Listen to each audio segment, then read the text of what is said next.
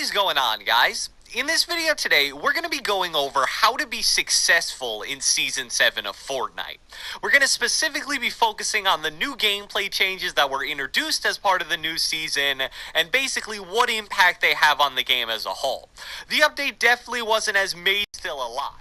And anytime an entire quarter of the new biome, that's obviously going to change a lot of things. So without further ado, let's get right into this. Alright, so let's start this video off by discussing mobility, which was clearly a major emphasis for Epic Games with this Season 7 update. And we definitely expected that to be the case because ever since the removal of things like glider redeploy and the tornado island, non-RNG forms of movement were really lacking in Fortnite. So there were 3 specific items in the patch notes that deal with mobility, and in my opinion, all 3 of these mobility changes actually have some kind of role in the current meta. We got the addition of the X4 Stormwing plane, the addition of zip lines, and last but definitely not least, a pretty major buff to balloons. So let's start breaking down these new mobility changes with what is already turning out to be a pretty controversial new addition to the game, the X4 Stormwing airplane. So the quick details about this item directly from the patch notes in case you haven't seen it in action yet. It has 5 total seats with 4 passenger seats on the wings and obviously a pilot seat. It has a mounted machine gun which, much like the turret, can overheat if used for too long. Players will actually go into the glider redeploy state when exiting the X4 Stormwing. And finally, the pilot has some extra unique mobility options when controlling the airplane, such as flying upside down, doing a barrel roll, and making sharp turns. So I can definitely see right off the bat why some people may react in a very negative way to this thing. From the patch notes, it basically sounds like a really fast and agile flying turret that an entire squad can travel around the map in, and oh yeah, the players sitting on the airplane can also shoot at enemies with their weapons.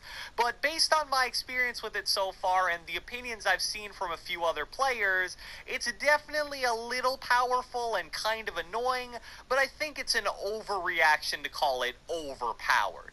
In a good player's hands, it's likely going to be a super useful and meta-defining form of offensive mobility, but it definitely does have its fair share of flaws. The machine gun on the plane is relatively weak, and it's really hard to hit enemies with because you're moving at a fast speed while using it. It overheats pretty quickly, and the plane itself is a very large target that's easy to hit and shoot down. However, I, along with many other players, have 3 main complaints about the X4 Stormwing. And those are: 0 damage is taken whenever planes ram into objects, there's pretty much no consequence for having your plane shot down, and the audio for planes right now is simply way too loud. If you're flying at full speed in a plane and you hit a tree or a building, both the player and the plane should take a ton of damage. It's just what makes sense. And with players in the plane having redeploy, shooting down planes really isn't rewarding at all because those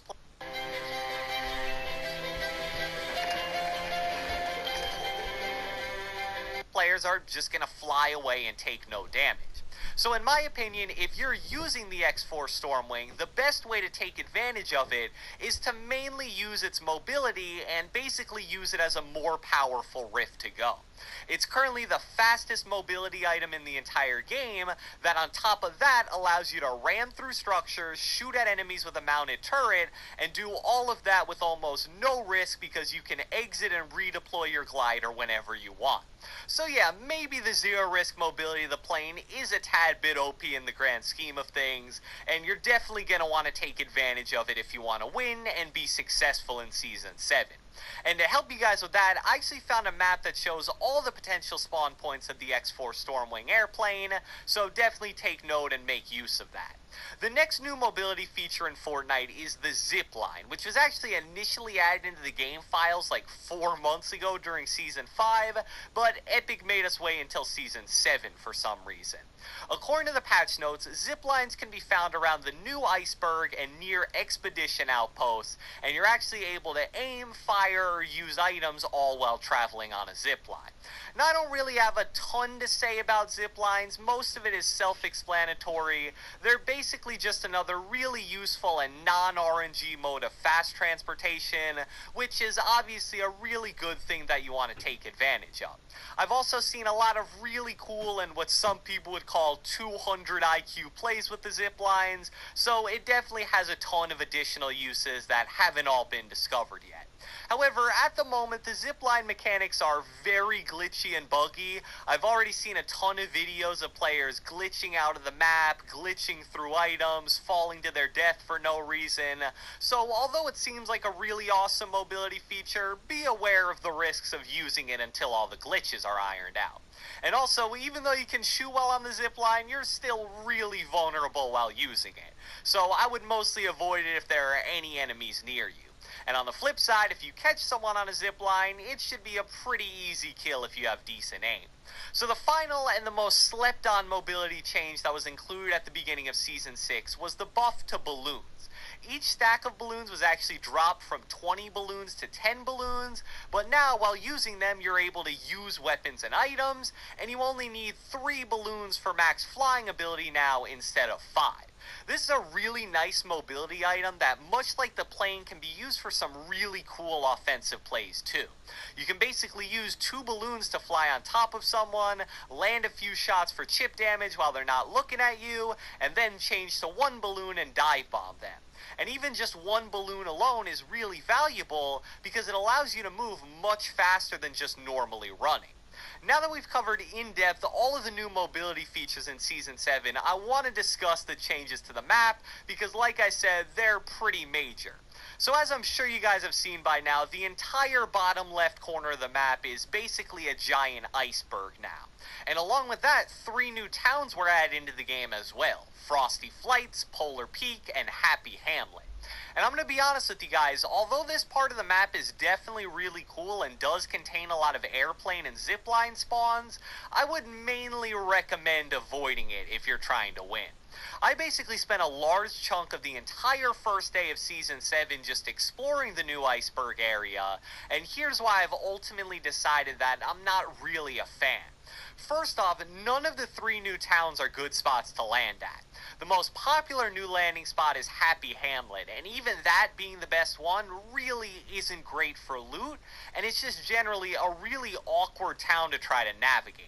It's just a bunch of smallish buildings all clumped together, and it's just always a bunch of weird town that you'd expect to be some awesome loot-filled place, but it's pretty much just the opposite.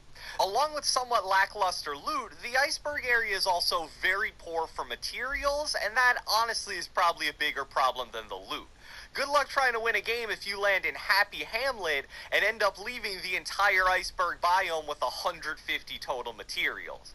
And both these problems are made even worse by the fact that all of these new towns and the iceberg area in general is just very overpopulated right now.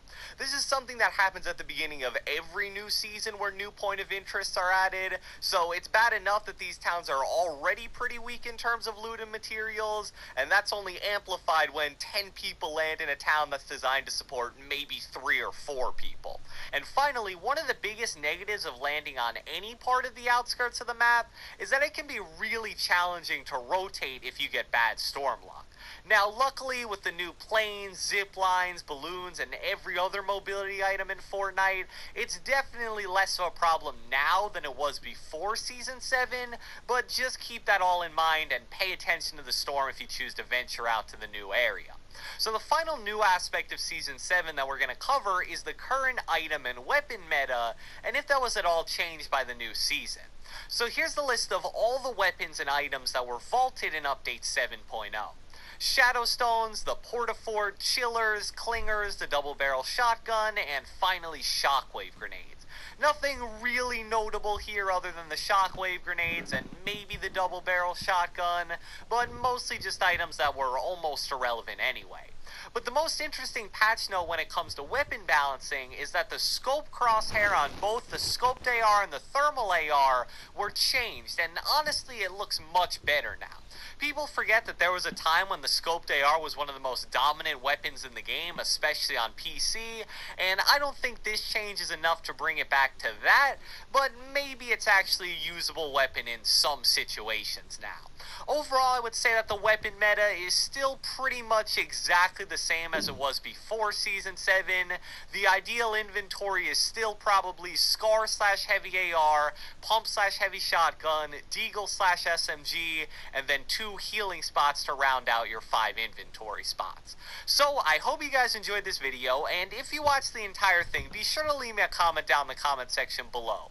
What are you guys thinking about Season 7 so far? Do you like the Battle Pass? Do you like the changes to the map? Do you like the new mobility items? Let me know with a comment down in the comment section below. Be sure to leave a like, leave a comment, subscribe, turn on post notifications, do whatever the heck you want, and I will catch you guys next time.